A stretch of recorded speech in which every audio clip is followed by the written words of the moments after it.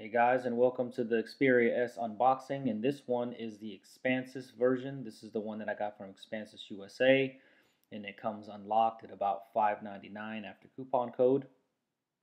And it also includes one of these cool little converters for us US users, so we can go ahead and use a UK or Chinese plug, and we can use it into our US plug. This one is Android 4.0 upgradable, and it's supposed to be out sometime in Q2, but it now runs on Gingerbread. So it runs on a 1.5 gigahertz dual-core Snapdragon processor, the S3 version, and this has a 1280 by 720 720p resolution on a 4.3-inch screen, and it runs a 12 megapixel camera with Sony R Exmor sensor, and it can do 1080p video. So I'm excited to look at this. The camera is something that has not been matched so far with megapixels, but that always doesn't mean anything when it comes to actual photo quality itself. So let's go ahead and unbox this.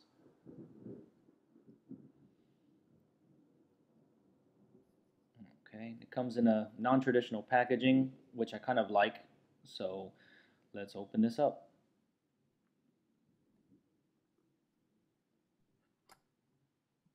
All right, and there's the phone. And I did get the white model.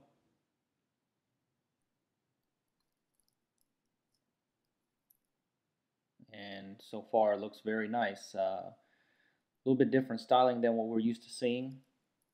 And it looks very nice in ceramic white. You can take a look at that big sensor there. Get it to focus.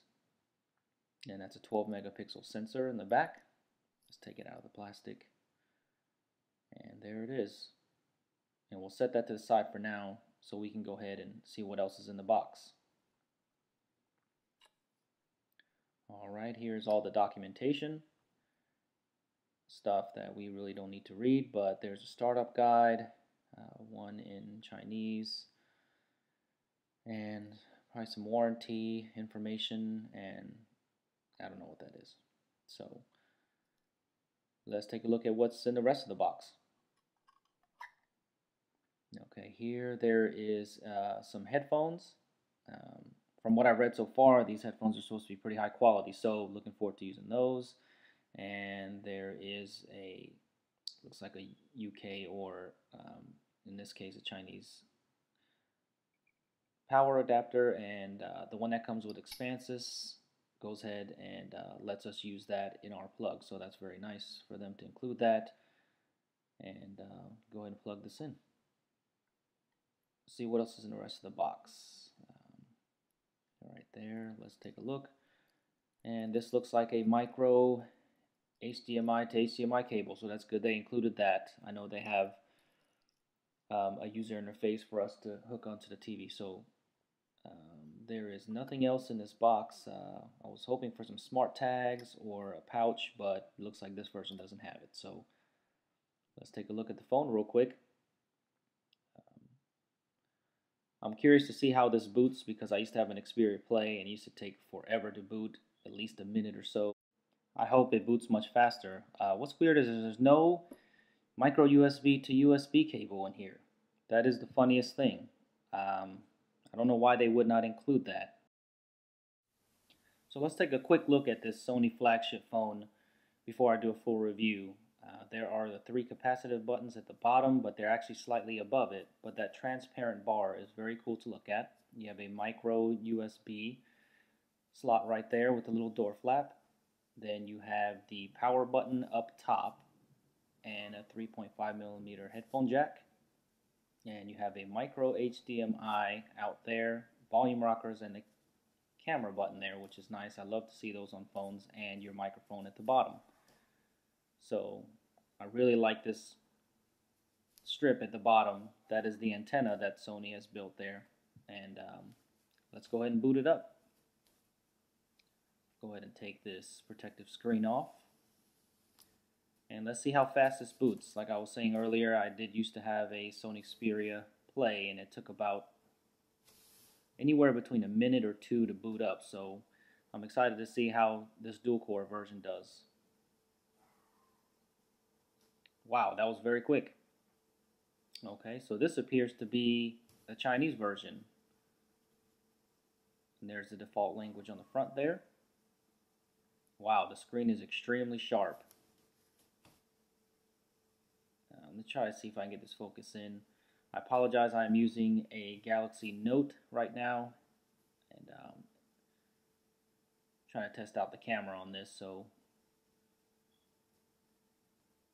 all right, and there's the default language. Let me see if I can get to English here.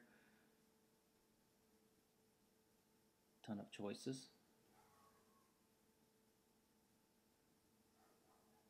Let's see, US. There it is. Let me go to the United Kingdom. There we go. And I will be testing the SIM card out. I'll be taking it out and putting the micro SIM in. It does take a micro SIM card. So for the people that have an iPhone 4S, that will fit in right away. And if not, you can always get a cutter and get it cut. Or get a micro SIM from your provider. Okay, well, let's just turn this on real quick and take a look at it. Take a look at this Timescape UI that they put on top of Gingerbread. You can see it's very responsive. I was kind of concerned with the S3 that it wouldn't be as responsive, but from what I see so far, it is extremely responsive, and the screen looks fantastic. I'm not a fan of these big widgets or anything, but I want to take a look at this camera real quick because it does have a fast capture for it's supposed to be unlocked and taking a shot in about 2 seconds. So, well, that took a little longer, but it could be because of boot up. Let's try it again. Let's see. I'm just going to launch the camera app and see how fast it takes a picture. Alright, that's fairly quick. Let me try it again from wake to, I'm going to push it now. Well, that's pretty fast. Alright, well, I'm excited to check out this camera and run it through and compare it with the iPhone 4S and my Galaxy Note's 8 megapixel camera as well. We'll see if more megapixels, it's a better picture with this Exmor sensor. So a lot more to come on this. I will do a full review soon. If you have any questions, just go ahead and ask the questions below and I'll do my best to answer them. I will be running Quadrant and everything else real soon. Okay? See ya.